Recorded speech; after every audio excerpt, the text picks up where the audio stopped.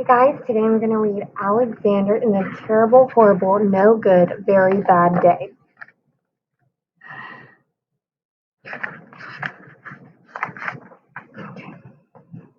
I went to sleep with gum in my mouth, and now there's gum in my hair. And when I got out of bed this morning, I tripped over the skateboard, and by mistake, I dropped my sweater in the sink while the water was running. And I could tell it was going to be a terrible, horrible, no good, very bad day. At breakfast, Anthony found a Corvette Stingray car in his breakfast cereal box, and Nick found a junior undercover agent code ring in his breakfast cereal box. But in my cereal box, all I found was breakfast cereal. I think I'll move to Australia. In the carpool, Miss Gibson let Becky have a seat by the window. Audrey and Elliot got seats by the window too. I said I was being scrunched. I said I was being smushed. I said if I didn't get a seat by the window, I am going to be carsick, and no one even answered. I could tell it was going to be a terrible, horrible, no good, very bad day. At school, Miss Dickens liked Paul's picture of the sailboat better than my picture of the invisible castle.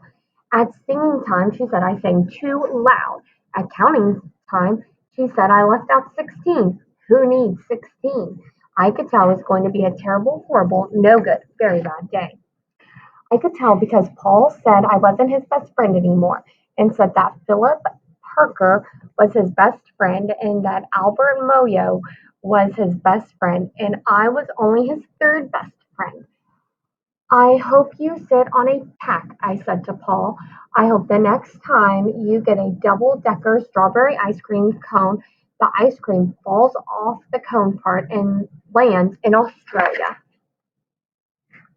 There were two cupcakes in Philip Parker's lunch bag, and Albert got a Hershey bar with almonds, and Paul's mother gave him a piece of jelly that was rolled in little coconut sprinkles on top.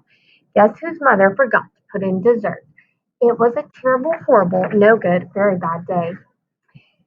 That that's what it was because after school my mom took us all to the dentist and Dr. Fields found a cavity in just me. Come back next week and I'll fix it, said Dr. Fields. Next week, I said, I'm going to Australia. On the way downstairs, the elevator door closed on my foot, and while we were waiting for my mom to get the car, Anthony made me fall where it was muddy.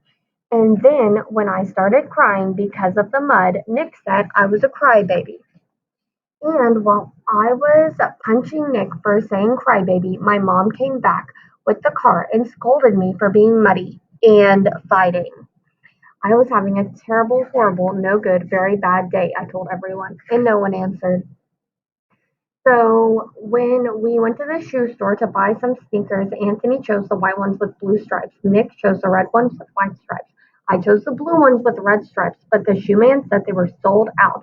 They made me buy plain old white ones, but they can't make me wear them. When we picked up my dad from the office, he said I couldn't play with his copy machine, but I forgot. He also said to watch out for the books on his desk, and I was careful as I could, except for my elbow. He also said don't fool around with his phone, but I think I called Australia. My dad said please don't pick him up anymore. It was a terrible, horrible, no good, very bad day. There were lima beans for dinner. I hate lima beans. There was kissing on TV. I hate kissing. My bath was too hot. I got soap in my eyes. My marble went down the drain, and I had to wear my railroad train pajamas. I hate railroad train pajamas. When I went to bed, Nick the pillow took back the pillow. He said I could keep the Mickey Mouse nightlight burned out, and I bit my tongue.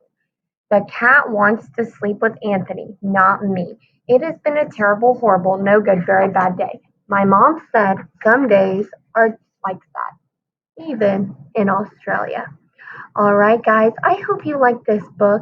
And I like it because his mom said that there are bad days everywhere, no matter where you are. I have bad days. You might have bad days, your parents, your friends. There is always a possibility of having a bad day, but the next one can always be better. Bye for now. I'll see you again soon.